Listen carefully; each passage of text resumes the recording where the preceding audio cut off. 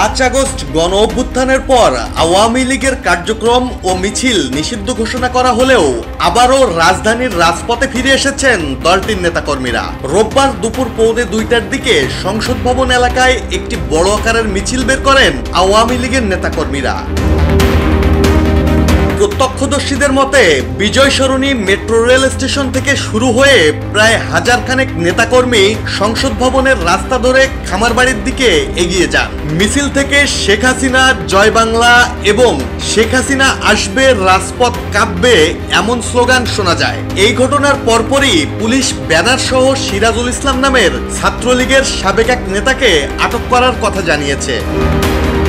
জীবন অবাক না করলে কে করবে? 28% মিল্ক ফ্যাটের অবাক করার সাথে ফ্রেশ মিল্ক পাউডার। জীবন অবাক করুক প্রতিদিন। ঢাকা বিশ্ববিদ্যালয়ের এক শিক্ষার্থী বলেন, মিছিলে হাজারখানেক লোক অংশ নিয়েছিল।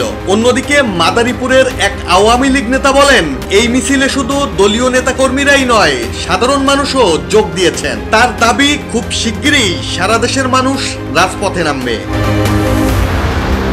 এর আগেও গত কয়েকদিনে বেশ কয়েকটি স্থানে আওয়ামী লীগের নেতাকর্মীরা মিছিল করেছেন। 6 সেপ্টেম্বর তেজগাঁও, 31 আগস্ট ধানমন্ডি এবং তার আগে গুলিস্তান সহ দেশের বিভিন্ন স্থানে ছোট বড় বিক্ষোভ ও মিছিল করতে দেখা যায়।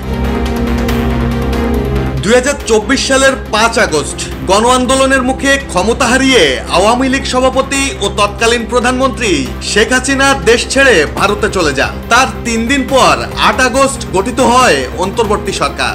এরপর আওয়ামী লীগ ও তাদের সহযোগী সংগঠনের সব ধরনের কার্যক্রম নিষিদ্ধ ঘোষণা করা হয়।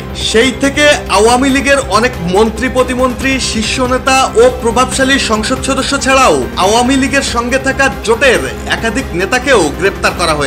চলছে তাদের বিচার কার্যক্রম। তবে দলটির মিছিল ও কার্যক্রম পুরোপুরি থামাতে পারেনি অন্তর্বর্তী সরকার। এদিকে কার্যক্রম নিষিদ্ধ থাকা সত্ত্বেও রাজধানীতে একের পর এক আওয়ামী লীগের মিছিলের ঘটনায় এবার নড়ে চড়ে বসেছে অন্তর্বর্তী সরকার। এরই মধ্যে ব্যবস্থা নিতে আইন শৃঙ্খলা বাহিনীকে নির্দেশ দেওয়া হয়েছে বলে জানিয়েছেন প্রধান উপদেষ্টার প্রেস সচিব শফিকুল আলম। ডেস্ক রিপোর্ট, জয় জয় দিন।